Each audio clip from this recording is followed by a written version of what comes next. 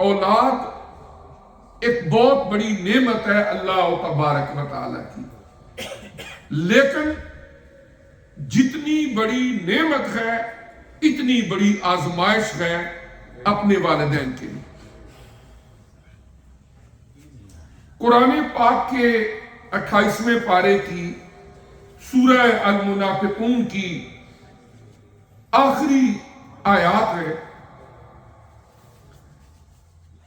اللہ کریم نے اہل ایمان کو خطاب کیا کہ یا ایھا الذین آمنوا لا تلہکم اموالکم ولا اولادکم عن ذکر اللہ ومن یفعل ذلک فاولئک ھم الخاسرون، کہ اے ایمان والو تمہارا دنیا کا مال و دولت اور تمہاری اولادیں کہیں تمہیں اللہ تبارک و تعالیٰ کے ذکر سے غافل نہ کر دے، اور اگر کوئی ان دونوں چیزوں کی وجہ سے دولت کی محبت جب ایک حد سے بڑھ جائے یا اولاد کی جو محبت ہے وہ اللہ کی محبت، اللہ کے دین کی محبت پہ بھی غالب آ جائے اور بندہ اللہ تعالیٰ کے ذکر کو بھی چھوڑ دے، تو فرمایا یہ لوگ سخت خسارے کے اندر ہیں۔ اور پھر اس کے بعد اللہ تعالیٰ نے فرمایا کہ لا نسألک رزقا، اے پیارے نبی صلی اللہ علیہ وسلم ہم نے تمہیں اولاد دی، ہم رزق کے معاملے میں تم سے سوال نہیں کر رہے، اس لیے کہ رزق دینے والے ہم خود ہیں۔ ہم سوال یہ کر رہے ہیں کہ جو تمہاری ذمہ داریاں ہیں بنیادی طور پر ان کو پورا کرو۔ ہر آدمی اپنی طرف سے محنت کر سکتا ہے اور ہر ایک کی خواہش ہوتی ہے کہ میرے پاس بہت کچھ ہو،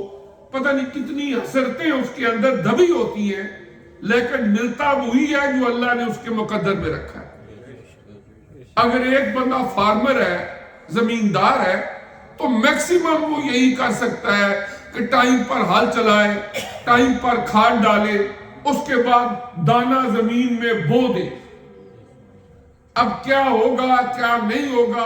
کتنی فصل آئے گی، اللہ اس میں کتنے سٹے لگائے گا، کتنے دانے ہوں گے، فصل جو ہے وہ اگر کہیں بارانی علاقہ ہے تو وہاں بارشیں ہوں گی کہ نہیں ہوں گی، کاشتکاری تو کہیں نہیں ہوگی، یہ اللہ کے کام ہے۔ بندے کا کام ہے کہ محنت کرنا، کوشش کرنا رزق حلال کے لیے، لیکن اس کے بعد نتیجہ کیا نکلتا ہے یہ اللہ تبارک و تعالیٰ پر چھوڑ دے، اور وہ اللہ تبارک و تعالیٰ بہتر طریقے سے انسان کو رزق دینے والا ہے۔ تو فرمایا لا نسألک رزقا، کہ ہم سوال رزق کے معاملے میں نہیں کر رہے، اس لیے کہ نحن نرزقک، تمہیں رزق دینے والے ہم ہیں۔ لیکن حکم کس چیز کا دیا گیا؟ اس چیز کا حکم دیا گیا کہ جو تمہارے اہل و عیال ہیں ان کو نماز کی تلقین کرتے رہو اور خود بھی اس پر جمے رہو۔ دو حکم ہیں، ایک تو یہ ہے کہ جو تمہارے سبارڈینیٹس ہیں ان کو نماز کی تلقین کرنا، وہ بیوی ہے، وہ بچے، یہ ہیڈ آف دا فیملی کی رسپانسبلٹی ہے قرآن عزیز کی اس آیہ کریمہ کی روشنی میں۔ اور پھر دوسرے مقام پر ارشاد فرمایا قوا انفسکم واہلیکم نارا، اپنے آپ کو بھی، اپنے بیوی بچوں کو بھی، اہل و عیال کو بھی جہنم کی آگ سے بچا لو۔ اور پھر وَاسْتَبِرْ عَلَيْهَا فرما کے کہ خود بھی اس پر ڈٹے رہیں اور جمے رہیں، اس کی بھی تلقین کر دی گئی کہ کہیں ایسا نہ ہو کہ انسان کا اپنا کردار، اس کی ذاتی زندگی، خواہ وہ ظاہراً ہو خواہ وہ باطناً ہو، وہ گناہوں میں مبتلا ہو، وہ خود تو نماز کی پابندی نہ کرے تو بس اس کو حکم دے دیا جائے کہ تم بچوں سے نماز ضرور پڑھوانی۔ کبھی کبھی عجیب واقعات ہوتے ہیں، مثال کے طور پر مساجد کے اندر بچے پڑھنے جاتے ہیں،